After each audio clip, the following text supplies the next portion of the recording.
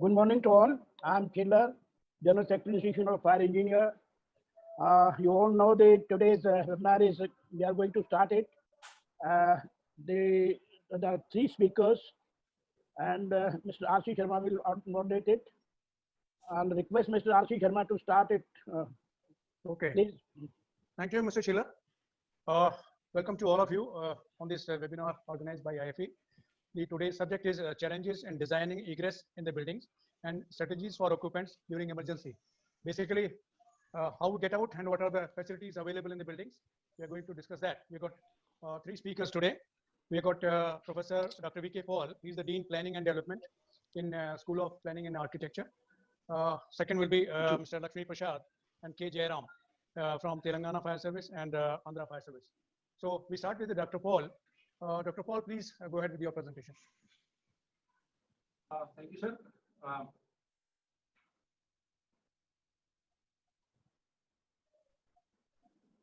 Okay. The screen is visible. Yes, it is visible, sir. Okay. Good morning to all the fire experts, fire-related interest groups, and the people related to the fraternity. Very warm welcome to you all, and thank you very much, Mr. Chair, for giving us an opportunity to share our views on the topic, which is so very important to the fire safety. And I think this is the basic principle for all the life safety codes that the people should be safe. This picture was put in the slide. This is a normal building, what you can see, and there's already so much of a hustle and bustle. And imagine if there is an incident, then what will happen, and the chaos is imminent. What I would like to share with you is our thoughts on life safety and how the egress relates to that. And I understand that most of the people would have had a good familiarization with whatever is given in the life safety part of National Building Code. So what I'm going to explain is a few elements of the egress, what all includes, what are the parameters that ought to be considered for egress, and we look at how various codes look at these things and why and what could be the possible rationale. And we are also going to look at the parameters required or requirements of the codes and looking at the compliances and the difficulties thereof. I'll try to wind up in about another 14, 15 minutes.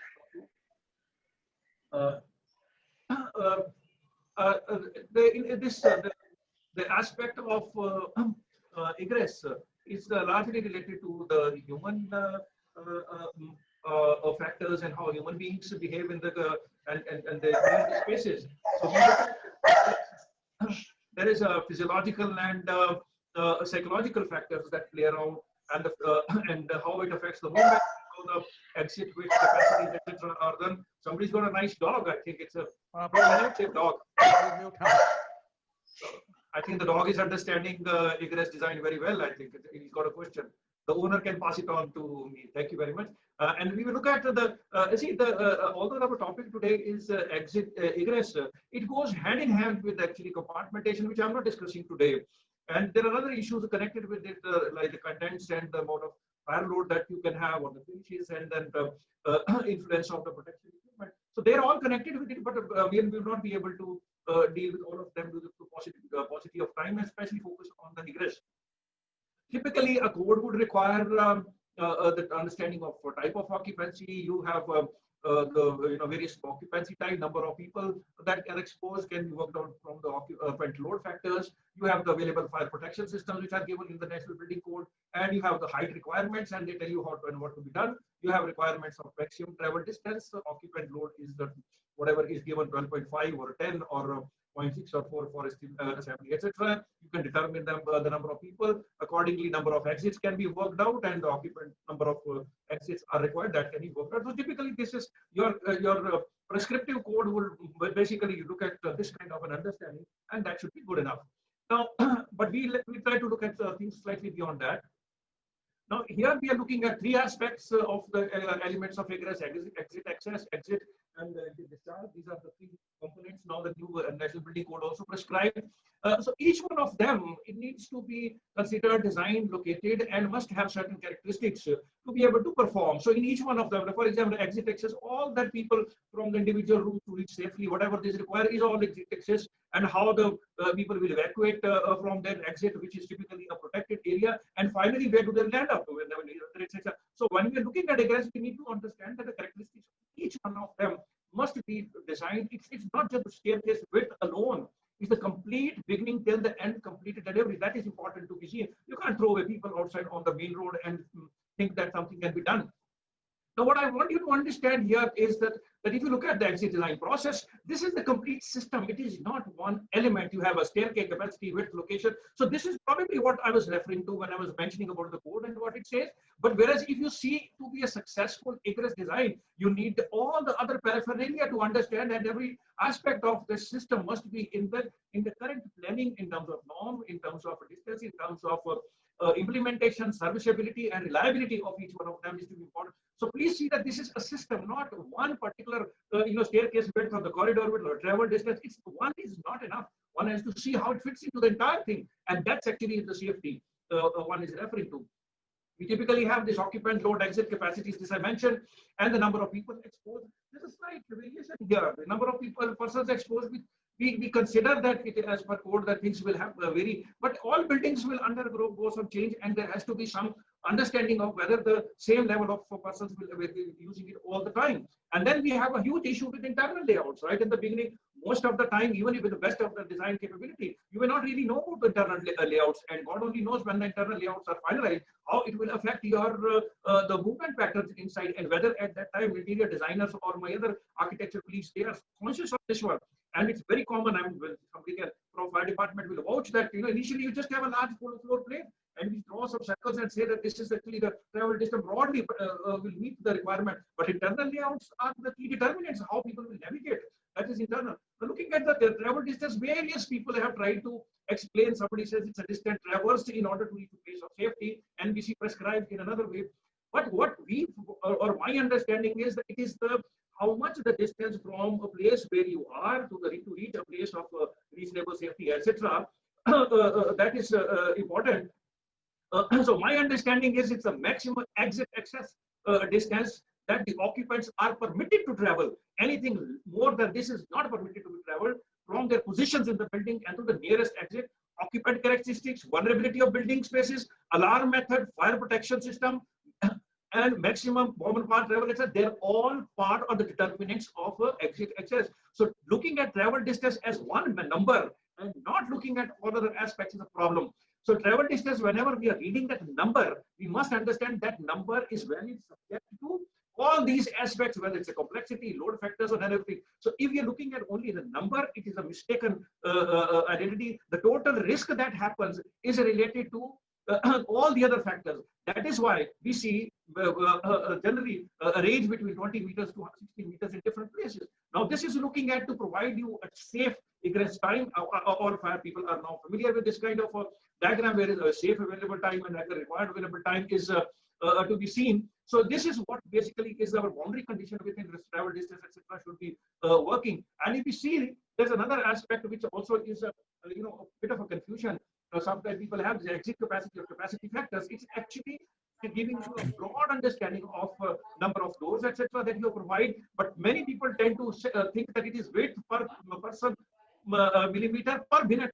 It has got nothing to do with how many people that it will allow you to pass per minute, but for number of people, it's this broad sizing then which has to be worked out. So merely providing that does not mean that many number of people will be able to go out. It is the starting point from where it will start. Earlier, we used to have capacity as a 75 persons or 50 persons, but instead of that always used to give a higher number of exits. So that this is a little more rationalized. Now, there's another aspect that we need to understand in the egress. There is some occupant characteristics and the pre-movement time. The pre-movement time is when do we start moving? If it's the 45 meter is the travel distance, the 45-minute travel, when does it start? It depends on recognition, how quick is the response, and then what are the building specific parameters, the layout, contents, warning system, and all this will determine how quickly we will start moving. And if you look at the paradox of fire drive, many times people who are familiar with the buildings very often undergoing fire drill, they tend to tend to be more overconfident. And in case of an accident or an emergency, they try to think that, yes, I know everything and I will be able to get away with in a safe manner. And they generally don't believe fire alarm. So fire drills can also become counterproductive, because that's how, they will play around with the pre-movement time. Just to share with you, the pre-movement times in various literatures, we find that in certain building times it can be as much as 8 minutes from, and in sometimes people say that nobody's going to go out hearing the alarm, unless they're repeatedly told they will not go. And again, literatures, we have a lot of instances where it says the pre-evacuation time varies as much as 30 minutes.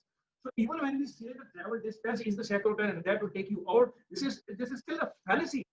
When will it start? That still is a big challenge, and that system must also be in the place before people start moving around. And these are all very well documented pre-movement times, and they are all occupancy specific concern. Again, when we start moving around in the building, there is a difference. What we say is the density of the occupant density. As the number of people increase in the egress, the speed start reducing. So if we have too many people going, so the speed will start. So you can see that somewhere 0.5 as a density per square meter, as we pack more and more people at about 3.5 or somewhere between 3.5 and 4 persons per square meter. In 1 square meter, 3 persons, then we stand still, which means that's the time when the speed is practically zero and people will not be moving. So when we are saying travel distance and that far we have to go, how many people are going to go in the corridor? So the same travel distance or the same parameter will not be able to deliver that many number of people, because the speed will slow down. And we also need to see how many people are using. So it's again a part of a larger system. Then we also need to look at the aspects related to the specific flow. And if we see that if the density per square meter, that's how many people will be able to get a speed multiplied density. We see that as the density per square meter increases, the specific flow will increase. But when the number of people increases, then the specific flow will reduce. So there is always an optimum performance of an egress corridor or exit access that we need to. Then again, we'll always have some or the other obstructions. So effective width in the design you're left with is much lesser. So people are not going to go everywhere in the building. I would like to again slightly bring to your notice that how the rationale for the travel distance over a period of time we have been playing around with. Sometimes it was 22.5 meters, that it was increased. Somewhere it was 45 meters, it was reduced. So if you look at how these things have happened, one doesn't really find much of a logic to look at it. It's basically, somebody's gross judgment, and we think that it is better. My personal experience understanding is it is the not the risk factor that has led to it. It's more of a broad understanding, which is not so. So the total part is subjective. So I'll take about 2 to 3 minutes to wind up. So based on all these aspects of related to egress, they are whatever the distances, etc., that we find. They're actually, please try to understand, they're based on the studies that were conducted, such as that densities, etc., in the way back in 60s. Today, our population is much thicker, much bigger body weights, much bigger sizes, anthropometrics are different. We have disabled population. So, are these norms or the numbers that we find in the codes, are they really valid? So if they're questionable, and in fact, the people who have done these studies, they themselves think that this is no more valid. So this new data needs to come in. So my feeling is that whatever we are trying to follow as an egress design, etc., according to the code, that is still not only a minimum, but less than minimum, considering the baseline itself may not be valid as of today. And then again, we again keep having a problem of local identification of classification of 15-meter high rise. We have super tall building. Then that has not been understood. What we understand is if the people traverse larger distances, then they will have bigger problems. They will get fatigued. They will not be able to walk that much. So probably the new challenges, they also need to be seen. And in any case, the codes prescribe minimum requirement and how the prevailing risks are incorporated. So just to give you a glimpse of how various codes are stacked. National Building Code is somewhere in the middle. There are Ireland, the codes are talking much less than this one. So that doesn't mean that they are primitive, but that's how they perceive the risk, and they imagine their implementation is far greater than if they can go lower. So we can't say that we are better. There's a definition of better probably is in terms of how good the entire ecosystem of implementation of egress lies. So some studies we've compared and we find that there are large variations. That only means that how the entire ecosystem within which the codes and standards will be applied, that is to be seen. And when we are providing, according to the first slide I showed you, that how National Building Code is talking about, that is that is to be seen whether it can be implemented again. Just to show you other codes, we are somewhere at the bottom, but the world is talking about much bigger. That doesn't mean that we suddenly start increasing, because our overall ecosystem may not be suited. Typically, parameters, other parameters that are required for this kind of a larger ecosystem is the signage, lights, heights, minimum height of the egress, how quickly it will be filled with the smoke, etc., compartmentation, fire zone, type of construction. All these parameters are also part and parcel of your egress design requirement. The travel distance, we have seen that it is all an assumption, based on some assumption, and the way back some ideas were given. And if we are only complying with the minimum requirement, then it is, if there is one of the parameters, other parameters, if they fail, for example, smoke fills in much faster because of the lower height, then the entire egress system will fail. So we need to understand that other factors may need to be considered. It does not include specifically the children, senior citizen, mobility condition, disabled, or the condition of the building itself, which is as far as the. So we need to have a look at these aspects as well. We have another problem of the implementation, wherein the condition of the building, fire doors, we find that whether they will be actually shut all the time, maintenance, pressurization systems, etc. How effective they are. If they're not implemented, and if this is not true, then isolated compliance to minimum requirement has practically no meaning. I don't have the pictures. Thank you very much. These are the few things that I wanted to share. I mean, I understand that you have some understanding of the calculation as per National Building Code. If there's a specific question, one can look at that. And let's see if there's any question that we can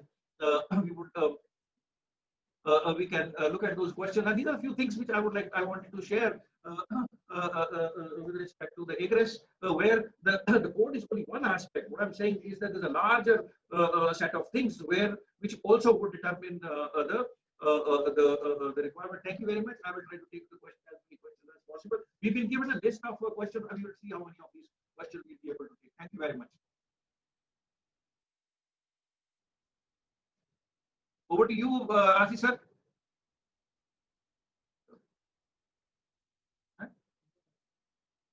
Ashish sir, your mic. Okay, right. So thank you, Dr. Paul. You have explained well about the total egress process and the factors involved in the egress, and probably I think that sets the tone for this particular program. Do we have Mr. Jairam with us now? Has he joined? Yes, he's there. Okay, Mr. Jairam, you can just go ahead with this, and yes. If you can state the points which probably are repeated when you see the Dr. Paul's presentation, that would be nice, because time is something. So you can go ahead. Yes, Mr. Jairam is just a brief about him. He is the disaster responder in fire service. He's a director, disaster response force and fire service in Vijayawada, Andhra Pradesh. So he will take over, please. Sir, good morning, sir. To the Virendra Patil sir, and then with the Sarma sir and all other speakers. Just I want to do good morning to everybody. And today's topic is challenges in designing of means of egress in the building. And then second subtopic is given for the strategies of the occupants to be in the evacuation during any emergencies. That is the two linked topics in means of egress. Means of egress is a place where we call it as whenever the occupants are in the building, they wanted to go to the safer places in the open air, or otherwise a very, very ventilated place. There is a very safer place. Then there is a means of egress. Calling whenever the building is to be designed, and then it is to be maintained, and then constructed, and then whatever is to be the equipment and to be placed in order, and then this has to go with linked with this means of egress very well. Otherwise, the occupants in the tall buildings or the mid-rise buildings may not come down to the ground level. Then they have to expect about that there are some elements involved in this one. Already variance has been covered. These elements. Element means exit access, and then exit and exit discharge. Such exits has to be. Such exits has to be discharged about with is occupant load factors, and then this is the travel distance, and then the capacity of the exit capacities as the factors has been mentioned in the National Building Code of India. And then There are some slides goes by the means of egress. You can switch on to your slides. Yeah, yes, sir. Yes, sir. Mr. Naik, your PPT is not working. Yeah, No, sir. he's starting now. Yes. So far he was talking extempo. Yeah. Yes.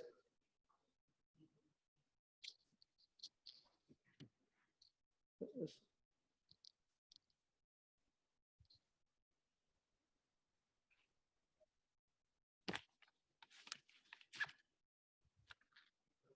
Okay, can you switch on? Yeah, Can you yeah. start? Yeah. Yes, sir.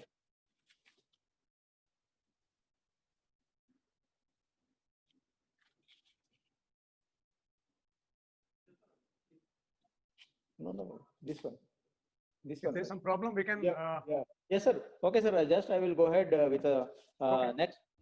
This thing, the elements of this egress system Okay. has been discussed. This exit access, that is a corridor, a cell, or the whatever may be the in a corridor or room, or anybody has to use the staircase or ramp to conduct the occupants to be get into that very safer place. What is the exit? Exit is to be somewhere. It is to be having with the protected lobby or whatever may be the door within the staircase. Then a 2-hour rating or otherwise any self-closing door or something is rated by the 1-hour rating or this ratings has been included as a protected lobby areas on that one, sir. That next to the exit discharges wherever the exit doors or the path exits goes to the from the top to the wherever whatever the means of pathways they have to go to the ground floor as well. And then we have to mention about yes, sir. We have to mention about the distances between the they have to there are minimum 2 staircases. Mr. Jairam, can you try to put on your slides, because Yes, sir. Yes, sir.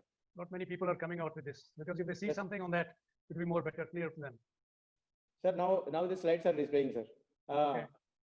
The function of the egress system is to be evacuated. We can't Yeah. see anything on your screen. Yes.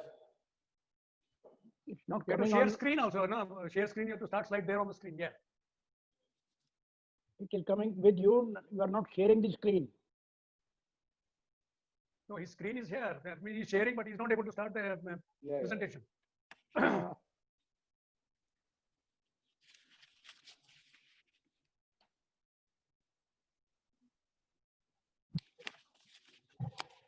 Okay, you continue. Yeah. Let's see. Yes, sir. Yes. Sir, then any building minimum 2 staircases has to be there in the code of practice, and then there Yeah, it will has come. there must be Okay. some distance between that. They have to be very remote to each other, and then covering the travel distance and is this thing, sir. And then moreover, the travel distance wherever the exit and remote staircases they linked with some of the distance about the diameter and all that, sir. And then Your screen is visible now, Mr. Jairam. Your screen is visible. You can just start. yeah, Ah, just pass on. Playing with this. Let's say you can start it. Yes, sir. Yeah, it's now good. Sir, this is the component of these elements of this thing, sir. Then every building they have to, there are 3 components. This is the fire exit, and then the exit access, and then it is leading to the corridor or the pathway from the room or the short staircase or to ramp to be connected, and then next goes to the exit. Exit is the evacuation for the any door opening or enclosed or protected lobby area, and then that door is to be with fire fighting. This fire resistant door of 2 meters, and then it is suppose any self closed door is there, the 1-hour rating, and discharge, the exit discharge. Next slide, please. They have to be very remote from each other, sir, and then remote from each other, as shown in the figure. Distance between the 2 exits are they are very diagonally distance from each other. And then there is a rule for the any special buildings comes under educational and hospitals, and these assembly buildings, the dead end corners is to be maintained by the 6 meter from the dead end. And then as usual, this is a travel distance to be 22.5 meters wherever the sprinkler building are further 1.5 times it will go for that, sir. And then coming to the exit stairway and doors. Next, please. Yeah. The exit stairway is to be with some firefighting, fire resistance wall, and then protected with this rating, sir. Then we'll go for other aspects of strategies, sir. Strategies. The strategies for the occupant, one is covering about 5 to 6 characteristics of that salient features of the strategies of the occupants for the evacuation process. And then one of these factor is of the occupant character. When we talk about the occupant character, wherever the low building or the any office building or otherwise the low rise or high rise, whatever maybe in wherever they are in high places and higher flow, they may be alert, and then they have to be evacuated from the from higher heights to the lower heights. These are the characters, but these characters have been restricted in the area of wherever there is a healthcare institution, healthcare, and then child care, that is the schools and colleges. There is a restriction in the occupant character, sir. And then moreover, this wherever the defunct means that disabled persons, this occupant characters which changes from time to time. And then another factor is going for the total evacuation, where we can have a total evacuation, total evacuation we need for that any total evacuation is required for buildings of child care or otherwise then health care institutes. In normal buildings we can go for the total evacuation because they are alert. In office building is there, then they will have to have the alert, and then there is no sleeping accommodation in that one, and then they can come down easily with our characteristics of total evacuation. But in the partial evacuation will be done in the, especially in the healthcare institutions, and then it will go by horizontal way of evacuation always. And then otherwise they have any refuge area or otherwise any protected lobby area, then we have to be moved down to the partially for the where the fire is occurred in the floor, below floor, above 2 floors and then below 2 floors. We have to evacuate the persons with the characteristic of total evacuation. And then wherever next partial evacuation, come to the partial evacuation process goes by this in the healthcare institutions or otherwise disabled or some custodian areas. The partial evacuation only we have to go do, and then horizontal evacuation is to be always takes place in this issue, sir. And then come to the behavior of and then another factor is there, firefighting soft. For the firefighters, they have to have a very safe area, and then phased evacuation has to be take place. And then come to the wherever equipment are to be taken in the fire safe soft is very much essential in this means of egress process. And coming to the any drill or fire drill, we have to go for the school evacuations or otherwise in the hospital evacuation, school drills that can be taken place in the total evacuation process by this thing, sir. Thank you very much. Could you try now? Okay. Yes, sir. Yes, thank you very much. Yes, thank you, Mr. Jairam. I think the time was very short, and probably the way we are trying to push you is difficult. You had some problem in the slides also. Yes, anyway, now thank I you, would sir. request the next speaker, Mr. Lakshmi Prasad. I think he's going to have his say now. And Mr. Lakshmi Prasad is the Additional Director, State Disaster Response Force, Telangana. So he will have his presentation, please. Mr. Lakshmi Prasad.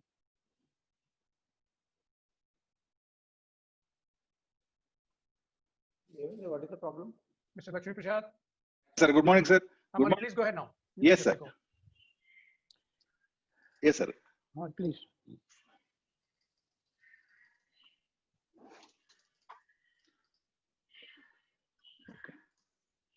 Yeah, good morning to all the participants and the speakers, please.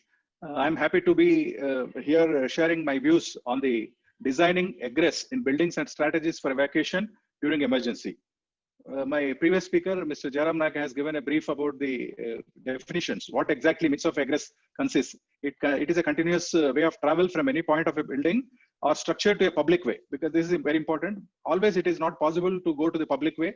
Relatively safer places or refuge areas or some protected lobbies, where in a very high-rise building, it will not be always possible to go to the public way. So we have to consider this. Then exit access and exit discharge. These are the three components that are there in the means of egress. Then these things I will skip because my previous speakers have already spoken about this. The exit here means door, then staircase, internal or external staircase, then corridor. All this and the ramps, they can be treated as the exits. And exit discharge is the final point through which a person, the occupants of the building, get out into the public way or to a safer place, a refuge area. Then designing of safe means of egress is very important in ensuring the life safety of occupants. You know, whatever serious fires have happened in the past, as latest as the Surat fire or you take Swarna Palace fire, the main reason for the death of the people is the lack of safety in the means of egress. because either they are not sufficient in number, or they are not protected from smoke, flames, and radiation, or the proper lighting is not there, visibility is hampered, or signage is not there, or people are not trained how to go evacuate, or people are not aware of the location of the means of egress. All these components in any major fire you can see, this is the major cause of death is the problem with the means of egress. The means of egress should be tenable and free from smoke, heat, radiation, and flames to facilitate safe evacuation of the occupants. It's very important. Even if you have staircases, if they are not protected, there is no use, because people will get affected by the smoke, fumes, or toxic gases, and their visibility is hampered, and they will not be able to move freely. Then NFPA 101, the Life Safety Code, has laid down the appropriateness of safeguards. Every building should be provided with means of egress and other safeguards of the kinds, number, location, and capacities appropriate to the individual building or structure, with due regard to character of occupancy, including fire load, capabilities of occupants, number of persons exposed. Here, the fire load is also one of the important factor. In some buildings, the fire load is tremendous, and in some buildings, like education buildings, the fire load is comparatively less. In other office building or mercantile building, the fire load is very heavy. And capability of the occupants, as my previous speaker has already spoken, whether the occupant is in a waking state or in a sleeping state, whether he is in active state, or he is not, he requires somebody's help, like a hospital building, way for movement. So all these factors need to be, and the familiarity with the building. In assembly buildings, most of the people are every day, they are new people. They don't know about the location of the exits, evacuation, all these things. Only people, their evacuation supervisor has to guide them. This is very, very important. But in a normal residential building or apartment or office building, people are at least aware of their the location of the staircases, the location of the firefighting facilities. This also plays an important role in evacuation purpose. Then fire protection available. That's very important. If the building is sprinklered, if it is having automatic fire alarm system, people can get the early warning of the fire and they can evacuate in a quicker way. Whereas if these things are not available, then it will take a considerable time before the people move to a safe place. Then capabilities of response personally. This is also very important. In some places, the fire brigade response may be very long because of the location of the fire station, distance, then traffic congestion, all these things. So by the time the fire brigade arrives, already the deaths have occurred or people have lost their lives. Then height and type of construction of the building, whether it is type 1 construction and what is the height, whether it is mid-rise, super high, very high rise, or normal building. Then other factors necessary to provide occupants with reasonable degree of fire safety. So NBC also identifies that absolute safety from fire is unattainable in practice, because whatever we are providing, it is only reasonable degree of safety. Then the number of means of egress. So generally, NFPA says 101 code says it should be minimum 2 means of egress should be there for every building. And even in our NBC 2016 version, whatever the code has covered, the type of buildings are covered in 1.2. It says that there should be minimum 2 exits. Exits if it is including the staircases or doors, or these are the important things. Then unobstructed egress. This is also very, very important. In many of the serious fires that happened, the unobstructed egress was not available. It was blocked with some old furniture or some other unusable articles in the corridor or staircases, which people don't use in normal course, because they will be using only lift and they don't conduct any fire drill. In such cases, the obstructions in the egress are very, very serious thing. Then awareness of the egress system. People are using the building, but they never use the staircases or the means of egress. They only use a lift. Then they'll not be aware where they are located, how to move about. So that's why the mock drills or fire drills need to be conducted periodically. Then lighting is very, very important. As long as people are able to see the exit and they are moving without obstruction, without smoke, even if there is a big fire, the panic will not develop. But if the people are not able to see the egress or due to lack of lighting, then the panic will develop and it will lead to stampede and sometimes tumbling of some persons, and it will lead to many unwarranted situations. Then occupants notification. So this is very, very important. Then because the small alarms, fire alarms, or public address system, they play very important. Then vertical opening. This is very crucial, because if the staircase, if the vertical openings are not properly sealed, they will be a result in the spreading of the smoke in the exit path, and it will lead to non-visibility of the exit route, and will have many bad effects. Then system design and installation, fire safety systems design and installation. Then exit as per NBC, the exit is defined as unobstructed component of means of egress, which is between exit access and exit discharge public way. So this I will skip because already previous things we have covered. Then what are the general exit requirements? This is very, very important while designing the Sir, exits. Lakshmi Prasad, could you try to sum up in two minutes or so? Yes, sure, sir. We'd Sure, like sir. to have a lot many questions are there. We'd like Yes, to sir. have those questions. Yes, sir. Yes, sir. If we see because we will be approving many building plans, many architects will be submitting plans for the fire department approval. So what I frequently observe is they provide, they follow the code, but the spirit is not followed. Letter is followed. So for example, you have to stagger the staircases. In many buildings, they put all in one side, but they will be meeting the travel distance and other factors. But they will be missing the important spirit of the code of staggering the staircases. Then having all in the core. This is because this present NBC is not asking people making mandatory to have at least a few staircases on the external wall, external or otherwise it is given, because this time it is a fire shaft is introduced. So the code has taken a lenient view on this. Earlier code, it was compulsory. At least a few staircases should be on the external wall, one staircase minimum. But here now in the present NBC, it is not mentioned because of the introduction of the firefighting shaft. And another important thing is the provision of external staircase. Even now in the present code, the external staircase is not a mandatory thing. It is people can go or they may not go. The fire department cannot insist that you must have external staircase, because if they provide, they have to follow certain things. Those things are given. Then the important thing is the staircases should be constructed well ventilated and or pressurized. They should have at least 2 hour rated enclosure and 2 hour rated fire doors. Then they should be reached without passing through other occupied areas. This is very, very important. You should not go through some other person's occupancy to reach the staircase. Then there should not be no reduction in the means of egress along the path of travel until arrival of exit discharge. This is very important. So once the means of egress should not reduce in between the final discharge. Then lift, escalator, these are not considered, are moving walks. They are not considered for calculating the capacity of exits.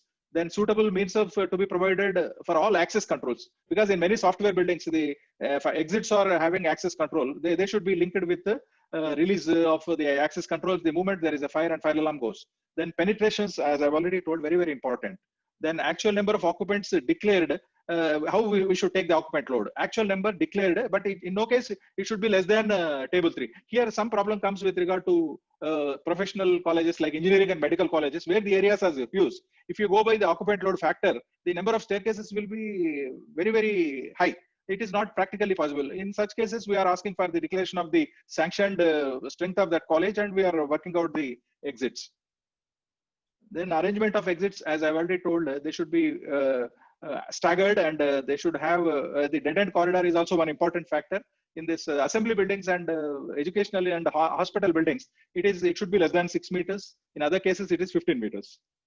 Then capacity, the present code of National Building Code of India has given per person what is the staircase width required, or corridor or door width required. This is more rational, I feel, and it is giving good designing.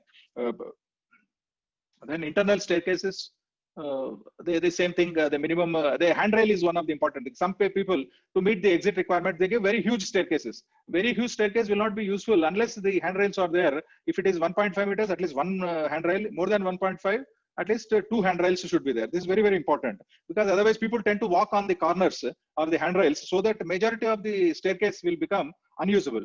And the Caesar type of staircases are not to be treated as part of exit. Then external staircase, as I told, it is not mandatory. But if there are any openings, then they should be protected by at least 3 meters gap should be there. Otherwise, they should be fire-rated door or windows assemblies with minimum 60 minutes. Yes, sir. Yes, sir. Yes, sir. And the smoke, as you all know, is very, very important, smoke management, because the staircase should be free from smoke. With minimum, with pressurization and other concepts are there given in the code. Then importance, it is means of escape is heart of fire safety. Then an analysis, already I have told that majority of the accidents are due to the improper designing of or maintenance of the means of access. So with this, I'll conclude my presentation. Thank you for giving me this opportunity. Okay. Thank you, Mr. Lakshmi Prasad. I think well presented, all three of you. Sorry, the time constraint was there, so probably we could not really give you that much of time. But now we got certain questions which have come up. Am I audible now? Yeah, yeah. Yes, Okay. yes, sir. Now, thing is, see, we have got certain questions which are very pertinent I'd like to just take some of these. These are related to, one is that one Aditi Day, she says 100% evacuation, is it required or feasible? No, we have to have the strategy to really evacuate. I mean, in a building, in case of a fire, all it starts again. What is our building arrangements inside? I mean, you've got an alarm system, you've got an immediate alarm, and then you start this process after ensuring that there's a real fire. It's not a simple alarm. And strategy is normally you evacuate the floor which is on fire, once you know that there is a fire, and above that, because smoke and heat goes up, so people on the upper floors will be more effective. Down below, they can be evacuated later on. If we are able to ensure that fire is small, we'll be able to contain, building has got all the facilities, there is no problem likely, then probably building can even continue to function. But we always take chances. We don't take chances to allow the people to function. The floor above the fire, normally we try to evacuate if it is very much required. Next was, one question was, giving relevance to this, how much we need for means of escape. This is a requirement. Then if there is a single staircase building, can we use anything else like some external, no other feasibility of any staircase, additional staircase inside? Can we use some other facility like escape chutes, etc.? I don't think so. The thing is, how many escape chute you can provide? Because everybody has to come out into common area, common corridor to reach the staircase. So staircase has to be well protected. That is the basic requirement. We had a fire in now this hotel, COVID hospital, hotel turned into COVID hospital in Andhra. So what happened there? The building is a 5-story building, 16 meters, just marginally high rise, and fire at the reception area at ground level, and staircase was single around the lift. Now this is what is very much required. Now you can't do anything because fire is at ground level at reception area. Either you control it immediately, or you should have means to see that smoke doesn't enter the staircase. So for that, you have to have again some fire door or some separate smoke stop door. But here lift is around the staircase is around the lift. It is not feasible. But still, you can have some segregation by way of a drop curtain or something, so the smoke doesn't straight away go into that. And if you are able to turn that smoke outside the building, yeah. Sir, your voice is breaking sometime.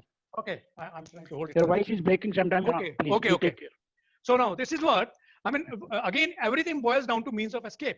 Availability of means of escape free of smoke. We're talking about very high-rise building. It will be still difficult there.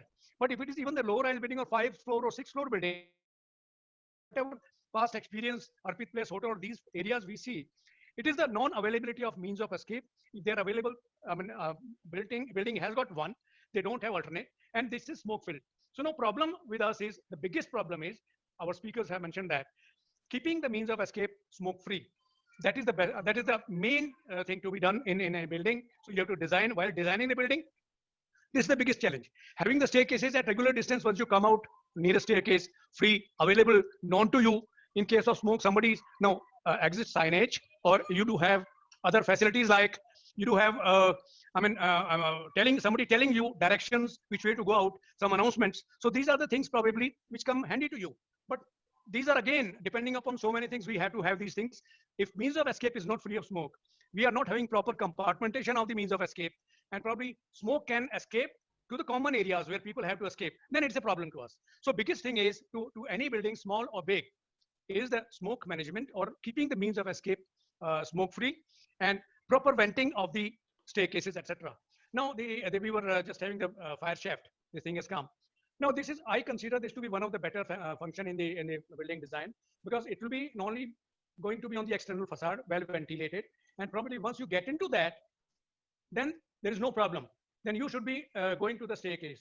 So that exit discharge at the shaft is good enough. Once you are able to enter there, then you may, in fact, why not to use the lift? If the lift is protected and it is pressurized, no chance of anything coming to that, as it will not be affected. So long fire brigade people are into the building for taking all the things, then probably this lift also could be used. I mean, I'm not saying that because Act doesn't say that, our NBC doesn't permit that. But once we are having these type of facilities, a fire shaft which is segregated from the building and then connected with a pressurized sort of system so that no smoke is coming in that, probably staircase can be used, and that also could be probably, this is to be discussed subsequently. Now we had another questions. What is should be the material for emergency door? Well, when you say that, I'll just go a little more into that, because a door, especially the fire door on the staircase, we ask for 1 hour duration. it should be able to fire resistance 1 hour. Now, what I feel is that fire is not directly going to come to the staircase suddenly. Even if you got a normal door, which is not allowing smoke to go from here, one side to other side, or you do have, smoke stop door, that itself should be good enough rather, because it will not allow smoke to go past into the staircase. And idea is to keep the staircase free of smoke. So which door is good enough for that? Any door which is able to keep the smoke not allowing to the staircase. And if it's a fire door, that's all the more better, because in case later stage when fire reaches that place, I think it will be about to take care of that. Then other question was material for emergency. Yeah, in this also again, see if you've got a fire door or a smoke stop door. Now, what material is useful? Now, if it's a building is sprinklered, and there is a sprinkler above that door, whatever door it is, a normal door in our house, probably that itself will be able to sustain that for quite a long time, because it's not going to burn that easily. So long it is able to remain there intact, then it will be useful. But now another thing is that we have the fire doors or smoke stop doors. They are having the door closer facility. Now, telling the people that once you get into the staircase, door should close. They should not leave it open, or it should be having the door closer functioning properly. Or many times, like in hospitals, we do have doors which are normally remain open, but when there is a fire alarm, then there is a magnetic latch behind it, which will leave it and it closes after that. So in any case, closing of these doors after the fire, manually or automatically, that also becomes important. Otherwise, this also get into a problem. Now, we do have another factor here, because somebody has asked the question that now for firefighting, our fire shaft is having our wet riser. Now, when you are fighting the fire, you connect your hose to the fire shaft, then hose has to come through the same door. Now, you will be leaving the door open. So in that case, probably you may be allowing the smoke inside because you cannot stop it. So we'll have to think a little bit on this side also. Can we in future have one of the inlet, wet riser outlet inside the corridor rather than having it in the fire shaft? There are two in that. So one can be inside the shaft, one can be in that area. But there's some of the food for thought. Now, in this total thing, what boils down is getting to know when fire starts. Now, that time itself is a biggest problem for us. If automatic alarm is there, good, you can start early. If it is not there, then you're delayed. And that makes the problem difficult for others. Then availability of means of escape, then knowledge, as some of the speakers had, knowing about it, and then probably the other assistance to give you directions and other things. So these things are very important. Some more questions are there. I think time is short, so I can think of having something more.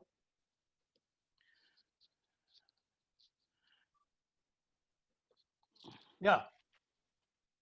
What is the type of construction in NBC 16? Where it is all mentioned, type 1, 2, 3, 4. You have to have 4 hour, 3 hour, 2 hour, 1 hour. Now, depending upon the construction allowed in that particular zone, you have to be going along with that. Interested in knowing about the evacuation challenges? I just mentioned these. How can we measure the maximum egress time for occupants in a building for different fire scenarios? Well, measuring, when you're conducting a fire drill, you can do that. Once you give the alarm, till the time people start evacuating and they are able to get out of the building, well, that is the way probably you do it. Otherwise, if you do it in the modeling and all that, that will be entirely different, because you do not really have all the parameters which are going to affect this. Process of installation of fire equipment in building. I think this is very simple. You submit your plans to the concerned authorities. They approve the plans, communicate to you. You have all the things parameter installed as per the NBC requirements. They come for checking and testing and seeing that things are functional or not, and then they allow you the occupancy and etc. NOC for that. Which how can we make? Are you okay here? Next is sorry.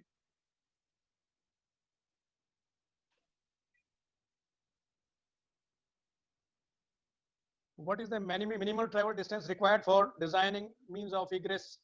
Well, normally, to be more specific, is that necessary to consider the width of door in accordance with the width of door and staircases, and this is normally taken into account, keeping in view the number of people they are going to be inside in a building, in a floor. That means now we have been discussing these, that you have a building in a maybe hospital. The requirement is 2 meters, probably the staircase. Now the same hospital has got a staircase, a basement also, 1 or 2 basements. Do we need that 2-meter staircase leading to the basement? I don't think so, because that is required for the number of people inside. So it may not be same. So now you have to correlate the things, the requirement. What is the requirement?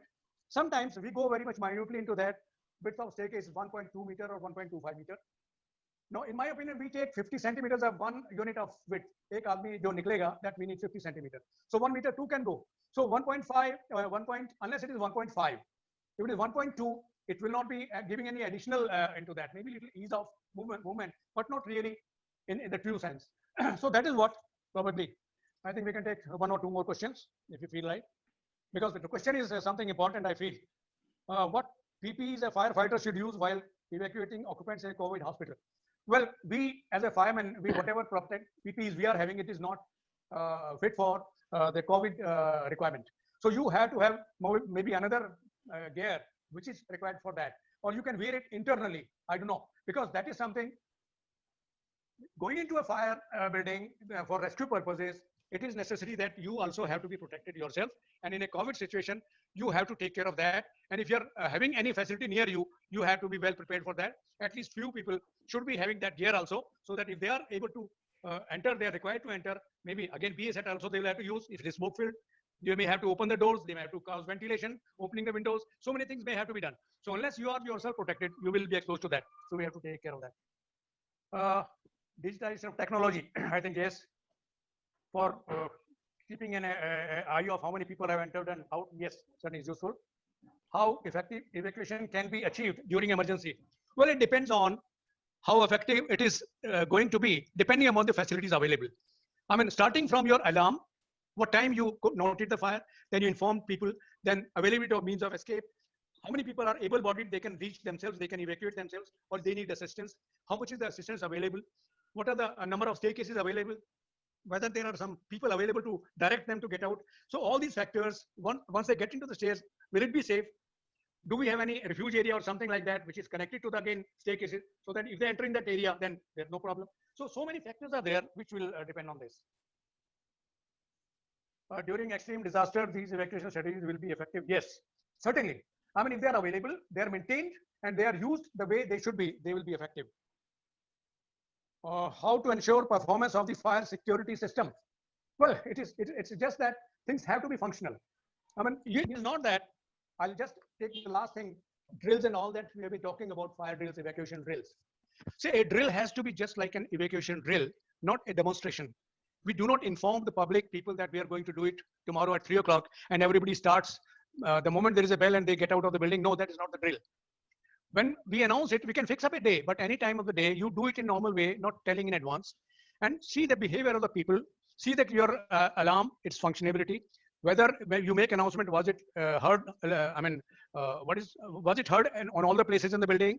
What was the reaction of the people? How they could get out? What time they took? Did we, our communication system, could we communicate properly? Are there any built-in communication facilities, or we have to announcement? Was it audible? Was it understandable? Now you do all these factors, take into account. How the people were informed outside, help, fire brigade, police, and whatever other civil defense, home guard. What was their response? Could they come in time? What was the response of the fire brigade from inside? So one last thing I would like to say here is that in a building, we have to be depending on the built-in facilities for means of escape, smoke venting, so far as life safety is concerned. And built-in, maybe hose reel is good enough for that, or other things for taking care of, if there's small fire, can we take care of that? So these 3 things are there. Whatever big fires we have happened, we have lost so many people, it is because of smoke. So smoke venting, or you can call it smoke management, segregation or compartmentation of the building to see that smoke doesn't enter the means of escape areas and it doesn't spread to rest of the building, which is not affected by fire. These are the main factors probably I think we wanted to highlight in this. I think this is the time available with us. Thank you very much. And I give it over to Mr. Chiller for further proceedings. Thank you very much. Right. Thank you very much, Mr. R.C. Sharma ji. And to the audience, I pay my regards, and we are trying to do, we have done the justice, you know, and we got about 38 or 40 questions, and Mr. R.C. Sharma has taken almost all questions. Even after we have a limited time, say 1 hour with us, and in 1 hour the subject was so lengthy and so there could be many things to be discussed. But I think the speaker have done most of the tools available with them, and it was a very, very good, nice talk by all. I pay my regards to all of the audience, and I'm just really thankful to them. Next time, after 15 days, we will come again for you with a new subject. Till that time, thank you very much. Namaskar. Thank you. Thank very you, much. sir. Thank you all. Thank you, sir. Thank you. Thank you, sir.